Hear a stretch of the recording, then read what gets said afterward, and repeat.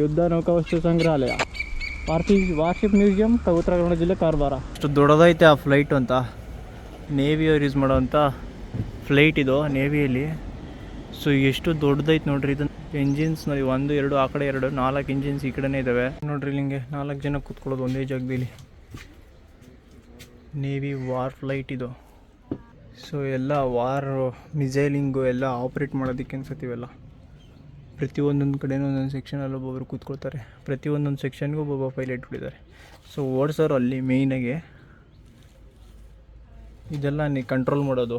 ಸೈಡಲ್ಲಿ ಬೇರೆ ಬೇರೆ ಸಿಸ್ಟಮ್ಸ್ಗಳಿದ್ದಾವೆ ಇದರಲ್ಲಿ, ಅಟ್ಯಾಕಿಂಗ್ ಸಿಸ್ಟಮ್ಸ್, ಅವನ್ನ ಕಂಟ್ರೋಲ್ ಮಾಡೋದಕ್ಕೆ ಸ್ಟಾಫ್ಗಳು ಕೂತ್ಕೊಳ್ಳೋದು ಇಲ್ಲಿ.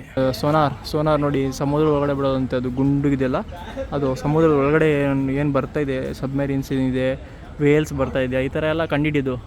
ತರಂಗಗಳನ್ನ ಬಿಟ್ಟು ಕೆಳಗಡೆಯಿಂದ ಎಷ್ಟು ಏನಾದರೂ ಆಬ್ಜೆಕ್ಟ್ ಏನಿದೆ ಅಂತ ಕಂಡುಹಿಡಿಯೋದು. ಗಸ್ತು ವಾಹನ ಅಂತ ವಿತ್ ಡಿಫೆನ್ಸ್ ಇದೆ, ವಿತ್ ಮಿಸೈಲ್ಸ್ ಇದೆ, ಅಟ್ಯಾಕು ಮಾಡ್ಬೋದು. ಈ ಥರದ್ದು 8 ಇತ್ತಂತೆ ನಮ್ಮ ದೇಶದಲ್ಲಿ. ಸೊ 8ಅಲ್ಲಿ ಇವಾಗ ಚೆನ್ನೈಯಲ್ಲಿ 5 ಇದಾವಂತೆ. ಸೊ ಇದನ್ನು ಡಿಕಮಿಷನ್ ಮಾಡಿ ಇಲ್ಲಿ ಇಟ್ಟಿದ್ದಾರೆ.